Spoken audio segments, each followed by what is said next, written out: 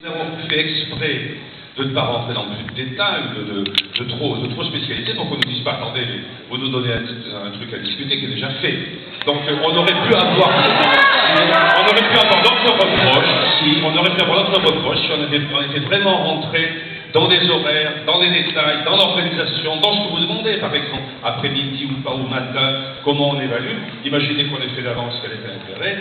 Un minimum d'informations. Deuxièmement, je crois en effet, et je veux tout de suite dire ça parce que ça sera plus simple, que c'est frustrant évidemment de faire une journée où on a deux ateliers d'1h30, 1h40 sur un sujet aussi pareil. Et qu'il faut que le débat ne s'interrompe pas aujourd'hui, et je vous donne mon accord pour que le forum continue au niveau académique jusqu'à la fin de l'année, que nous mettions sur le forum les questions que vous aviez posées, et que je pourrais on est là pour ça aujourd'hui.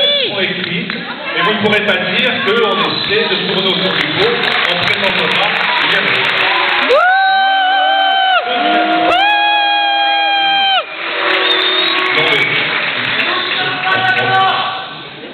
On peut se parler. On est là pour ça. Deuxième problème.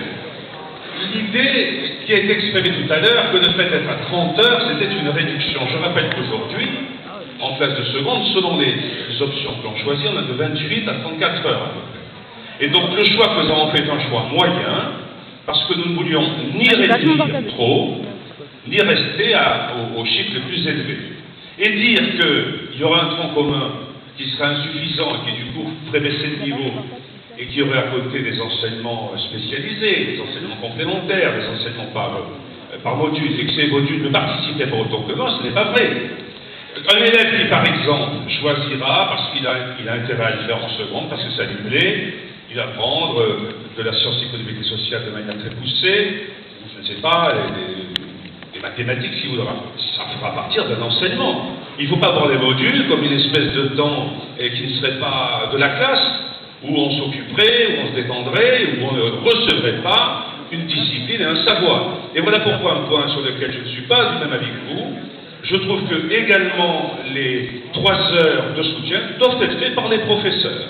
Et que l'idée qu'il faille venir des gens de partout, on peut être d'accord, mais à ce moment-là, indépendamment des 3 heures, organisons en plus du tronc commun des modules et des 3 heures de soutien et d'accompagnement, décidons qu'on organise régulièrement dans les établissements des rencontres avec des chefs d'entreprise, des rencontres avec des spécialistes de la méthodologie, mais ne disons pas que le travail qui est l'accompagnement éducatif n'est pas de la responsabilité des enseignants, c'est leur métier, c'est leur responsabilité, donc ce sont les professeurs qui le fassent pour qu'il y ait une continuité. Troisième point que je voudrais dire, et j'en tiendrai là, parce que le reste est moins consensuel, donc je n'ai pas encore d'avis moi-même, je dois dire, sur l'organisation des enseignements. Évidemment, moi je suis d'accord sur l'idée qu'il faudrait concentrer plutôt le matin les enseignements théoriques et essayer de faire en sorte que l'après-midi débouche plutôt sur tout ce qui est complémentaire et tout ce qui est méthodologie. Et je souhaite que nous poussions à cela. J'observe simplement que ce sera très difficile à faire. Parce que lorsque vous aurez 21h le matin, déjà, ça veut dire, mettons qu'on ait 5 matinées, 5 fois 80, vous ne rentrez même pas les 21h dans 5 matinées. Et donc, il faut aller vers cela, mais ce serait démagogique de ne pas dire, oui, c'est réglé, il n'y a aucun problème, on peut le faire, ça sera plus compliqué à faire.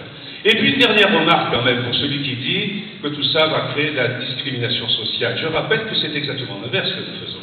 Parce que dans les établissements, je voudrais finir, permettez-moi de dire,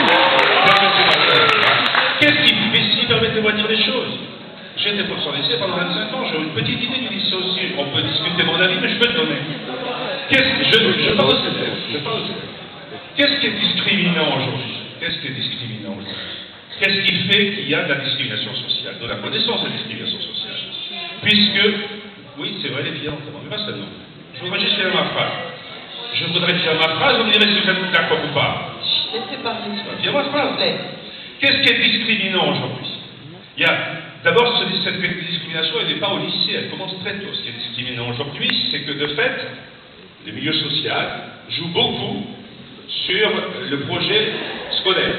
Un enfant d'ouvrier qui rentre en 6e, il a 7 fois moins de chances de savoir lire qu'un fils de cadre. Pourquoi?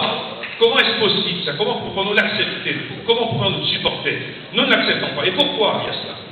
Parce que dans les familles qui ont les moyens, autour de l'école, s'est organisé un vaste marché du parascolaire, du soutien scolaire, des aides de toute nature. Et pour empêcher cela, c'est pour ça qu'à l'école primaire, nous avons essayé de faire du soutien.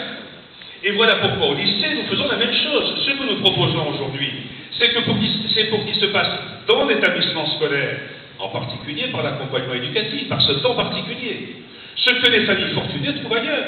Parce que qu'est-ce qu'elles font des familles qui ont les moyens et qui veulent que leurs enfants réussissent, ça leur donne des cours particuliers, elles les font prendre par les répétiteurs. Eh bien, les élèves le trouveront au lycée. Et d'autre part, comme il y a encore des lycées, il y a 200 lycées en France qui vont beaucoup plus mal que les autres, qui ont des taux qui ont des échecs plus grands. Pour ces 200 lycées, il y a 200 lycées qui ont des échecs plus grands que nous avons repérés comme tels. Dans ces lycées, nous organisons déjà des cours supplémentaires d'accompagnement éducatif, des cours pendant les vacances, et nous avons créé 500 postes de professeurs pour ces lycées-là.